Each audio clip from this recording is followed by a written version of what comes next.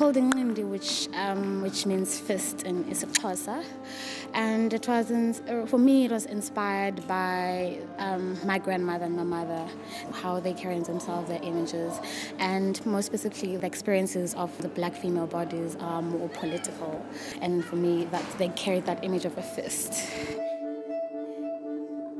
We're trying to make sense who Inqindi is, the woman, and we're trying to make sense of her through different women, through different experiences, that there's no one story, that there are numerous stories, that a black body can be complex. A black body doesn't have to have one story. And for me, I've always found the importance of the body being able to speak. Because the experiences are in the body can express more than the actual text.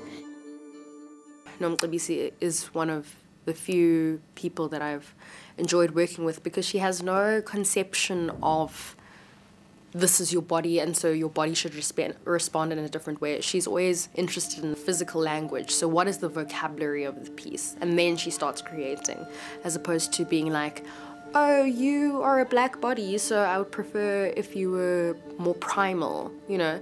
And I've heard someone say that to me in the 21st century, and I was like, that sounds like a 16th century racist column. That doesn't sound quite right or appropriate at this point.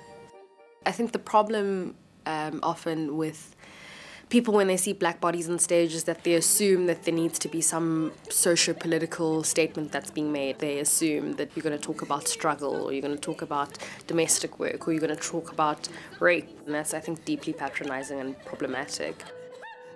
I have 9 months old, and the images that she is exposed of are not representing who black females really are. I suppose if we try as black females to reveal more images of us and reimagine ourselves, then the younger generation won't be as confused, I hope. In many ways, I don't want to say, I hope one day I can just walk on stage and no one recognizes that I'm black and female. Because that's a feature of how I've grown up and that's my experience of the world. I think the onus actually is on us to just create more work.